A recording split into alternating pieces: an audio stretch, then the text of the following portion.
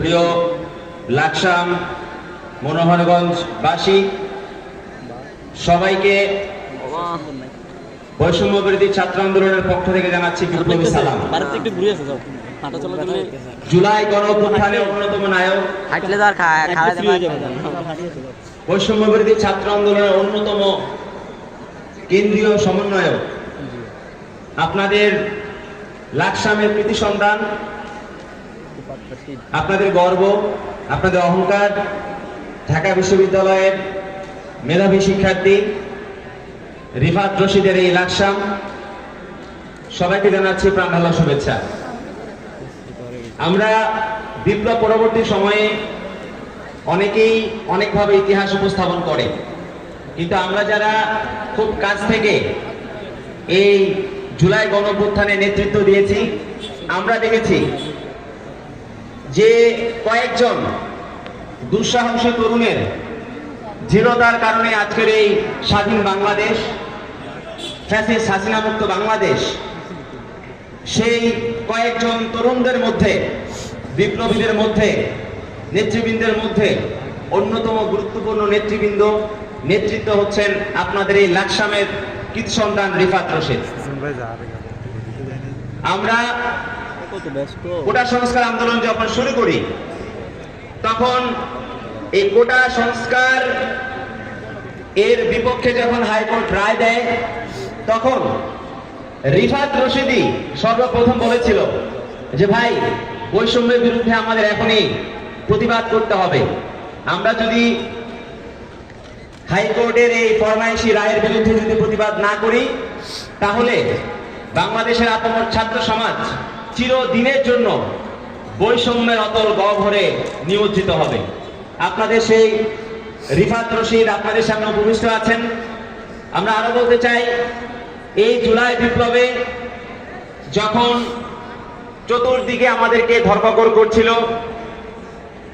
যখন প্রত্যেকটি বাড়িতে বাড়িতে গিয়ে পুলিশ বলছিল কোনো অপরাধী আছে, তারা বলেনি, তারা বলতো বাসায় কোনো ছাত্র আছে, সেই কঠিন মুহূর্তে আমাদের এই জুলাই বিপ্লবের যার বলিষ্ঠ কণ্ঠস্বরের আওয়াজে আমরা এই ফ্যাসিবাদ বিরোধী এই জুলাই বিপ্লবকে আমরা সফল করেছি, তার মধ্যে অন্যতম ব্যক্তিত্ব আমাদের এই রিফাত রশিদ।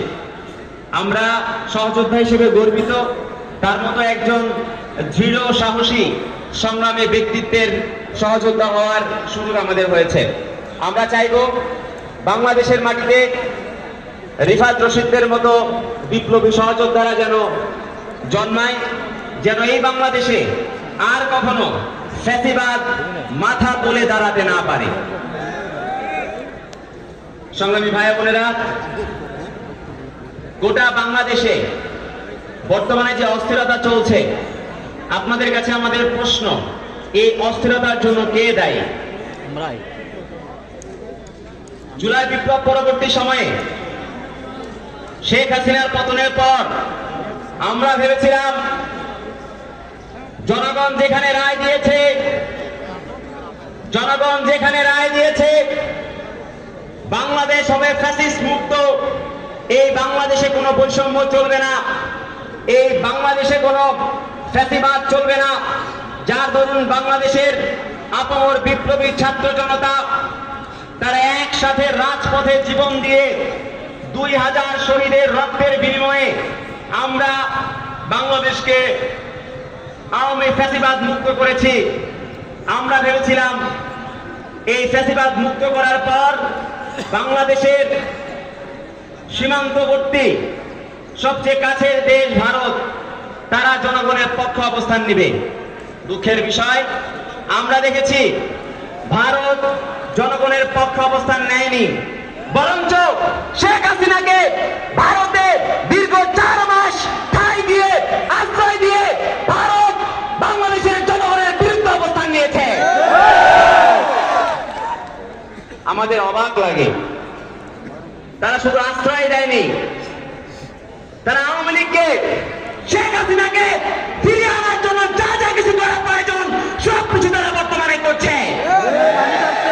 আমরা বলতে চাই, ভালো ভারতকে বলতে চাই, আপনারা বাংলাদেশের জনগণকে ভারতের শত্রুতে পরিণত করবেন না।